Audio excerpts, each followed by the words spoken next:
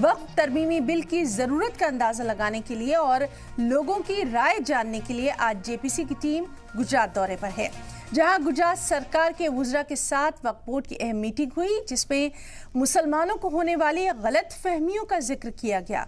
कांग्रेस ने इस बिल की मुखालिफत की, वहीं गुजरात सरकार ने बिल का खैर मकदम किया। हालांकि मीटिंग में क्या हुआ, इस बारे में गुजरात के वज़ीर दाखिला हर्ष संघवी ने प्रोटोकॉल का हवाला देते हुए ज्यादा जानकारी देने से इनकार किया।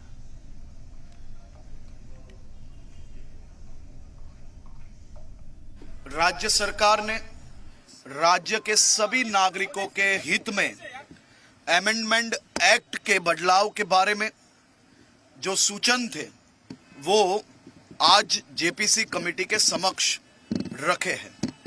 राज्य के और देश के प्रत्येक नागरिकों के हित में ये सूचन आज रखे गए हैं और मैंने आज ये विषय जेपीसी कमेटी के समक्ष रखे हैं।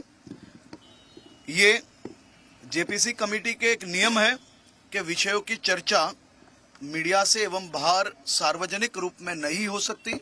उसके कारण मैं मुद्दे पे चर्चा नहीं कर पाऊंगा, लेकिन ये जरूर कहूंगा कि राज्य के हित का विषय है तो भूपेंद्र भाई पटेल की सरकार चाहे वो कोई भी विषय हो वो निडरता से और निष्पक्ष तरीके से रखेगी।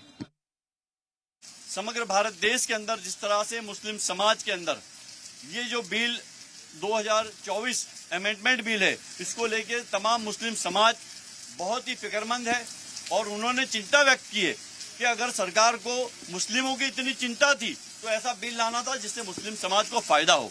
लेकिन ये बिल लाकर एक मुस्लिम समाज को ये उलझा देना चाहती है ये सरकार, इसलिए बिल का हम समर्थन नहीं करते।